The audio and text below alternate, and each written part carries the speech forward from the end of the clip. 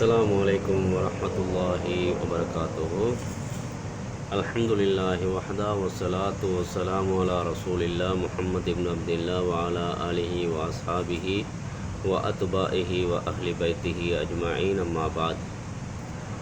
மேலான அன்புக்குரிய சகோதரர்களே, இன்று ஒரு வித்தியாசமான ஒரு தலைப்பில் பேசலாம் என்று நினைக்கின்றேன். அதற்கு முதல் என்னுடைய இந்த யூடியூப் சேனலை சப்ஸ்கிரைப் பண்ணாதவர்கள் சப்ஸ்கிரைப் பண்ணிக்கொள்ளுங்கள், ஷேர் பண்ணாதவர் ஷேர் பண்ணிக்கொள்ளுங்கள், கமெண்ட் பண்ணிக்கொள்ளுங்கள், லைக் பண்ணிக்கொள்ளுங்கள். ஏனென்றால் பிரயோசனமான காணொளிகள் உங்களை இன்ஷா அல்லாஹ் வந்தடையும். நானும் மிகவும் கஷ்டத்துக்கு மத்தியில் சிரமத்துக்கு மத்தியில் தான் இந்த வீடியோக்களை போடுகின்றேன். காரணம், எனக்கு லீவ் இல்லாத ஒரு நிலைப்பாடு. அதனால் சிரமப்பட்டு தான் இந்த வீடியோக்களை போடுகின்றேன். எனவே சப்ஸ்கிரைப் பண்ணாதவர்கள், நாங்கள் எத்தனையோ தேவையில்லாத விடயங்களை சப்ஸ்கிரைப் பண்ணுகின்றோம். எனவே என்னுடைய இந்த யூடியூப் சேனலை சப்ஸ்கிரைப் பண்ணி எனக்கு உதவி செய்யுமாறு உங்களிடத்தில் தாழ்மையாக வேண்டிக் கொள்கின்றேன். அன்புக்குரிய சகோதரிகளே, நான் இன்று பேசக்கூடிய விடயம் ஒரு நாட்டை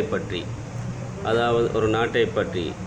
அதாவது எங்களுக்கு தெரியும், இந்த பூமிக்கு மேலால் பல நாடுகள், தனிமை 190 விதமான 175 விதமான பெரும்பான்மையான நாடுகள் முஸ்லீம் நாடுகள், முஸ்லீம் அல்லாத நாடுகள் என்று நாங்கள் பார்க்கின்றோம்.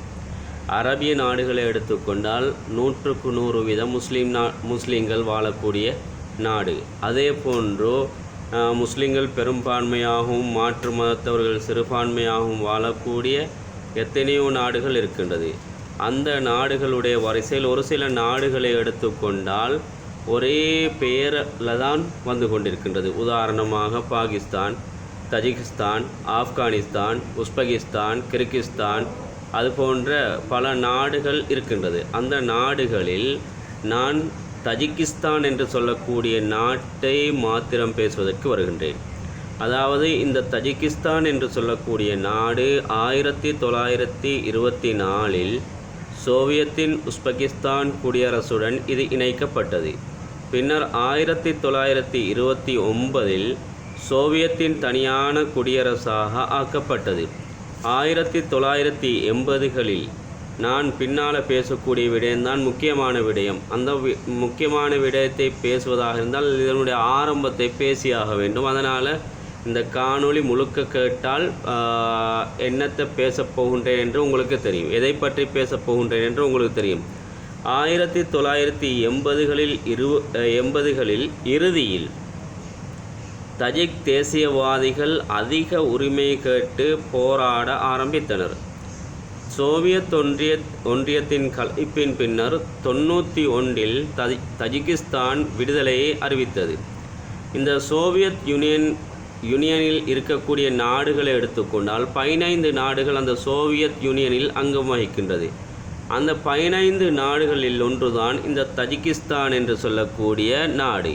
இந்த தஜிகிஸ்தான் சர்வஜன நாடாக மத்திய ஆசியாவில் உள்ள மலைப்பாங்கான நாடாக, அதாவது தஜிகிஸ்தான் சர்வஜன நாடாக அறிவிக்கப்பட்டது. இந்த நாடு மத்திய ஆசியாவில் உள்ள மலைப்பாங்கான ஒரு நாடாகும். அதிக இடங்களில் மலைகள் தான் இருக்கின்றது. அதாவது 150 வீதத்துக்கும் அதிகமானது மலைப்பாங்கான பிரதேசங்கள் தான். இந்த நாட்டுடைய மொழி என்னவென்றால், ஸ்ரீலங்காவில் உள்ள மொழி சிங்களம், தமிழ். அதே போன்று இந்த நாட்டுடைய மொழி தஜிகிஸ்தான் தஜிக் மொழியை பேசக்கூடியவர்கள். இந்த நாட்டுடைய எல்லையை பார்க்கும் பொழுதோ தெற்கே ஆப்கானிஸ்தான், மேற்கே உஸ்பெகிஸ்தான், வடக்கே கிர்கிஸ்தான் மற்றும் கிழக்கே சீனா, இது போன்ற நாடுகள் உருவமைக்கப்பட்டிருக்கின்றது. இவர்கள் பொதுவாக ஈரானியர்களினதும் உஸ்பெகிஸ்தான் மக்களினதும் கலாச்சாரம் வரலாறுகளை ஒத்துள்ளனர். ஈரானிய மக்களினதும் உஸ்பெகிஸ்தான் மக்களினதும் கலாச்சாரம் வரலாறுகளை இவர்கள் ஒத்துள்ளனர். இந்த தஜிகிஸ்தான் நாட்டினுடைய தலைநகரம் டுசாம்பே. அதே போல் இந்த நாட்டினுடைய பிரசிடென்ட் ஜனாதிபதி எமோமாலி ரஹ்மானோ என்று அவருடைய பெயர். இந்த நாட்டினுடைய நாணயம் சொமோனி என்று சொல்வார்கள். எங்களுடைய இந்தியாவுடைய பாகிஸ்தானுடைய நாட்டினுடைய நாணயம் ருப்பீஸ் என்பது போல, ரூபா என்பது போல இந்த தஜிகிஸ்தான் நாட்டினுடைய நாணயத்தின் பெயர் சொமோனி என்று சொல்லுவார்கள். இந்த நாட்டினுடைய பொருளாதாரம் என்னவென்றால், இந்த பொருளாதாரத்துக்கு முக்கிய உந்து சக்தியாக இருப்பது என்னவென்றால் அலுமினியம் மற்றும் பருத்தி. இந்த இரண்டும் அங்கே புரொடக்ஷன் செய்யப்படுகின்றது. இந்த நாட்டை ஆரம்பத்தில் பாரசீகர் நீண்ட காலம் ஆட்சி செய்து வந்தார்கள். அரேபியர்கள் 7ஆம் நூற்றாண்டில் இஸ்லாம் மதத்தை அந்த தஜிகிஸ்தான் நாட்டுக்கு கொண்டு வந்தார்கள். இந்த நாட்டினுடைய மொத்த பரப்பளவு 1,43,10 கிலோமீட்டர்கள் ஆகும். 1994இல் ஆட்சியை கைப்பற்றியவர் எமோமாலி ரஹ்மானோ இன்று வரை அந்த நாட்டை ஆட்சி செய்து கொண்டிருக்கின்றார். இந்த நாடு பெரும் உயரமான பிரபல்யமான மலைகளையும் குளிர்ந்த நீர் அருவிகளையும் கொண்ட ஒரு நாடு. அதிகமான மலை பிரதேசங்கள் இருக்கின்றது. பிரபல்யமான மலைகள் அந்த நாட்டிலே இருக்கின்றது. உதாரணமாக நாங்கள் எல்லோரும் படித்த ஞாபகம் இருக்கின்றது பாமிர் மலைத்தொகை. பாமிர் மலைத்தொகை என்றால் அந்த மலைத்தொகை அந்த தஜிகிஸ்தான் நாட்டிலே தான் அமைய பெற்றிருக்கின்றது. அதே போன்று குளிர்ந்த நீர் அருவிகள் அதிகமாக அந்த நாட்டில் இருக்கின்றது. குளிர்ந்த நீர் அருவிகள் அந்த நாட்டில் இருக்கின்றது. 1860இல் ரஷ்ய ஆட்சியின் கீழ் இவர்கள் வாழ்ந்தார்கள். அதற்கு பின்னால் தான் அவர்கள் போராடி அவர்களுக்கென்ற ஒரு நாடு அறிவிக்கப்பட்டு அந்த நாடு டெமோக்ராட்டிக் கண்ட்ரியாக மாறியது. இந்த நாட்டை எடுத்துக்கொண்டால் 98% முஸ்லீம்கள். இப்போதுதான் நான் விடயத்துக்கு வருகின்றேன்.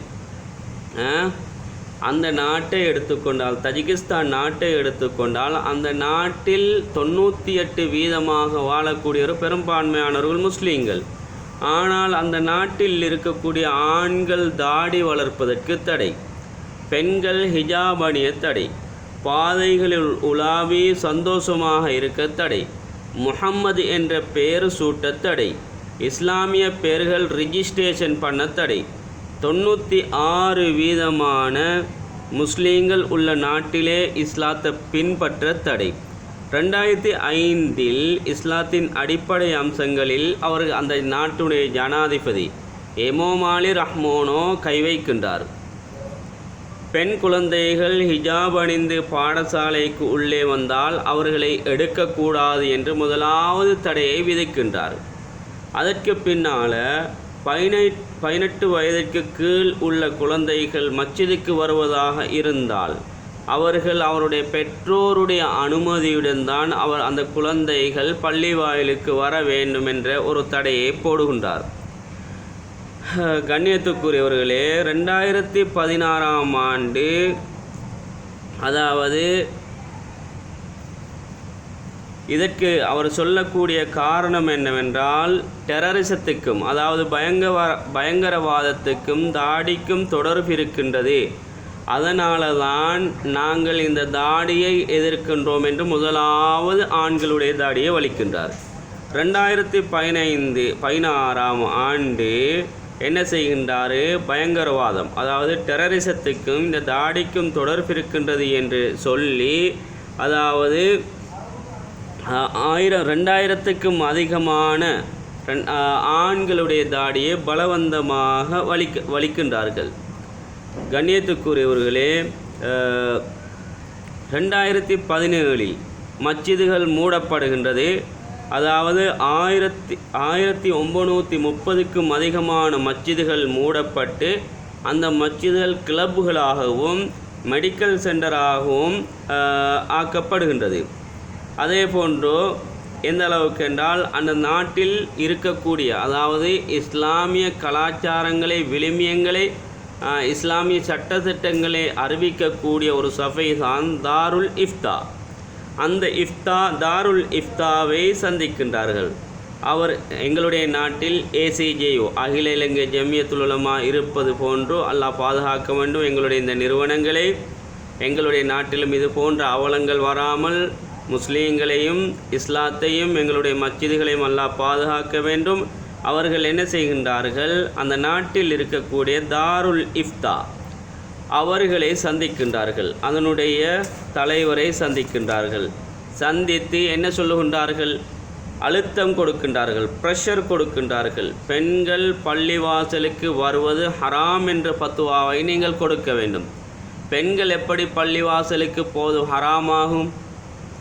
அவர்கள் எப்படி ஃபத்வா கொடுப்பார்கள்?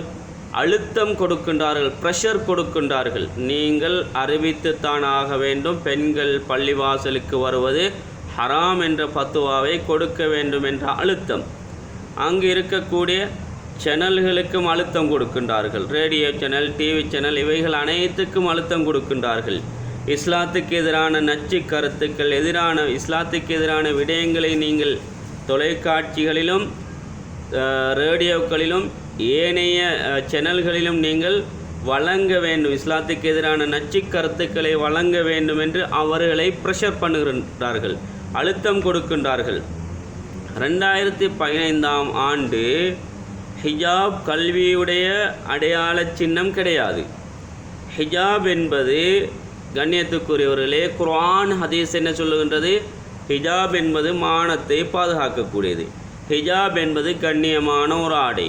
ஹிஜாப் என்பது ஒரு பெண்களுக்கு ஒரு சிறந்த ஆடை என்பதுதான் குர்ஆன் ஹதீஸ் சொல்லுகின்றது. குர்ஆனிலும் ஹதீஸிலும் இஸ்லாம் எங்களுக்கு தெளிவான முறையில் சொல்லுகின்றது. 2024ஆம் ஆண்டு என்ன செய்கின்றார்கள், இந்த ஹிஜாப் என்பது இனவெறி ஆடை. அதனால் இனவெறி ஆடை எமக்கு தேவைப்பட மாட்டாது. இதை பாராளுமன்ற அமுலுக்கு கொண்டு வருகின்றார்கள்.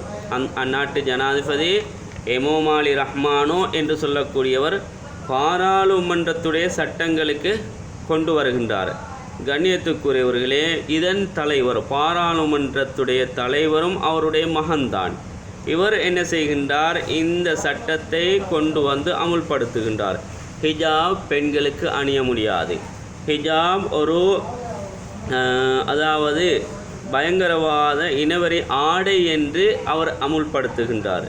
அதை மீறி அணிந்தால், இந்த சட்டத்தை மீறி பெண்கள் அணிவார்கள் என்றால் அவர்களுக்கு அபராதம், தண்டனை விதிக்கப்படும் என்பதாக அறிவிக்கின்றார்கள். ஃபைன். தனிநபர் அணிந்து போய் பிடிபட்டால் 7500க்கும் அதிகமான சொமோனி என்று சொல்லக்கூடிய நாணயம், அந்நாட்டு கரன்சி அவர்களுக்கு ஃபைனாக, தண்டனையாக விதிக்கப்படும். நம் நாட்டு இலங்கை நாட்டுடைய கணக்கின்படி 2,25,000க்கும் அதிகமான தண்டப்பணம் ஒரு பெண்மணி ஹிஜாபை அணிந்து சென்றால் தண்டமாக அறவிடப்படும் என்பதாக அவர்கள் அறிவித்திருக்கின்றார்கள். அதே போன்று ஒரு கவர்மெண்ட் உத்தியோகத்தர், கவர்மெண்ட் சேவன் ஹிஜாப் அணிந்து கொண்டு, அதாவது அவருடைய கடமைக்கு சென்றால் 54,000 சொமோனி, அதாவது எங்களுடைய இலங்கை நாட்டுடைய கணக்கின் படி 15 லட்சத்துக்கும் அதிகமான பணங்கள் அவர்கள் அந்த ஹிஜாப் அணிந்து சென்றதுக்காக வேண்டி செலுத்த வேண்டும் என்பது அந்த நாட்டு ஜனாதிபதியினுடைய சட்டமாக இருக்கின்றது. காரணம் என்ன? காரணம் வேறொன்றும் இல்லை, அவருக்கு பயம். எப்படி அதிகாரத்தை தக்க வைத்து கொள்ள வேண்டும், சுய லாபத்துக்காக வேண்டித்தான். 1991 சோவியத் யூனியன் முதலாவது பிரசிடெண்டாக கஹ்கார் மஹ்தூமா அதாவது தெரிவு செய்யப்படுகின்றார். 90 நவம்பர் 30 முதல் 91 ஆகஸ்ட் 30 வரை அவர் ஜனாதிபதியாக தெரிவு செய்யப்படுகின்றார். சோவியத் ஒன்றியத்துக்கு எதிரான கருத்துக்களை வெளியிட்டதால் அவர் என்ன செய்கின்றார், பதவி நீக்கம் செய்யப்படுகின்றார். கண்ணியத்துக்குரியவர்களே, அதற்கு பின்னால் நான் சொல்ல வருவது என்னவென்றால், 94ஆம் ஆண்டு 92ஆம் ஆண்டு உள்நாட்டு போர் ஆரம்பித்தது. 92 முதல் 97 வரை இந்த போர் நீடித்து 12 மில்லியனுக்கும் அதிகமான மக்கள் கொலை செய்யப்பட்டார்கள். காரணம் யாரு? இப்போது இருக்கக்கூடிய ஜனாதிபதி ரஹ்மானோ என்று சொல்லக்கூடியவன் தான். அதாவது எமோமாலி ரஹ்மானோ என்று சொல்லக்கூடியவன். இவன் 94-11 முதல் ஜனாதிபதியாக இன்று வரை அந்த நாட்டை ஆட்சி செய்து கொண்டிருக்கின்றான். அதாவது எங்களுக்கு தெரியும், எங்களுடைய நாடு பெரும் நாட்டிலே நாங்கள் சிறுபான்மையாக வாழ்ந்து கொண்டிருக்கின்றோம். ஆனாலும் மாஷா அல்லாஹ் எங்களுக்குரிய எல்லா அதிகாரங்களும் உரிமைகளும் எங்களுக்கு இருக்கின்றது. மஸ்ஜிதுகள் தாராளமாக இருக்கின்றது, மദ്രസാக்கள் தாராளமாக இருக்கின்றது. பெண்கள் ஹிஜாப் அணிந்து கொண்டு எங்கேயும் செல்லலாம், எப்போதும் செல்லலாம். அதே போன்று பாடசாலைகள் தனி பாடசாலைகள், அதாவது முஸ்லீம்களுக்கு என்ற பாடசாலைகள் அங்கே இருக்கின்றது. பல உரிமைகள், காதி நீதிமன்றங்கள் இருக்கின்றது. அதே போன்று வக்ஃபு சட்டம் இருக்கின்றது, வக்ஃபு சபை இருக்கின்றது, அகில இலங்கை ஜமியத்துல் உலமா இருக்கின்றது. இப்படியாக பல சலுகைகளை நாங்கள் எங்களுடைய நாட்டில் அனுபவித்து கொண்டிருக்கின்றோம். ஆனால் அல்லாஹ் பாதுகாக்க வேண்டும். இவ்வளவும் எங்களை விட்டு இல்லாமல் போவது என்று சொன்னால் நாங்கள் தான் அதற்கு காரணம், மாற்று மதத்தவர்கள் அல்ல. நாங்கள் என்று ஏசிஜேயுவை எதிர்க்கின்றோம். அகில இலங்கை, அதாவது அகில இலங்கை ஜமியத்துல் உலமாவை பகிரங்கமாக, அதனுடைய தலைவர்களை, அதனுடைய உலமாக்களை பகிரங்கமாக ஏசுகின்றோம், பேசுகின்றோம், திட்டித்திருக்கின்றோம். இது தேவையில்லை என்று சொல்லுகின்றோம், நச்சு கருத்துக்களை பரப்புகின்றோம். நாங்கள் தான் காரணம். அதே போன்று காதி நீதிமன்றங்கள் எங்களுக்கு தேவை, ஆனாலும் பெண்கள் அதில் உள்வாங்கப்பட வேண்டும். இதனுடைய சட்டத்திட்டங்கள் கொஞ்சம் கொஞ்சமாக நகர்த்தப்பட வேண்டும், இல்லாமலாக்கப்பட வேண்டும் என்று முஸ்லீம்கள் தான் இன்று கொண்டு வருகின்றார்கள் சட்டங்களை. இப்படியாக ஒவ்வொன்றையும் இல்லாமலாக்குவது எங்களுடைய கையில் தான் இருக்கின்றது. இந்த தஜிகிஸ்தான் போன்று அல்லாஹ் பாதுகாக்க வேண்டும், நவுதுபில்லா, அல்லாஹ் பாதுகாக்க வேண்டும். இந்த தஜிகிஸ்தான் போன்று எங்களுடைய நாட்டுக்கு வந்தால் எங்களுடைய நிலைமை என்ன?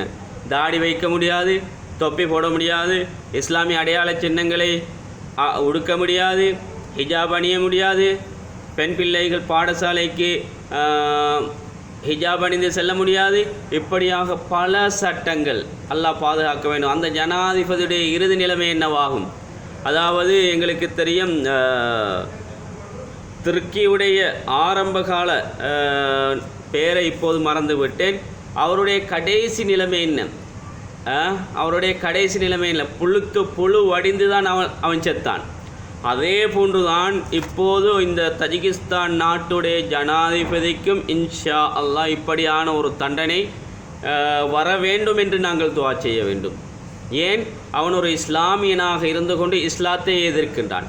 இதே போன்ற சட்டங்கள் தான் மியான்மர் என்று சொல்லக்கூடிய, அதாவது மியான்மர் என்று சொல்லக்கூடிய பர்மாவிலும் இதே போன்ற சட்டங்கள் தான்.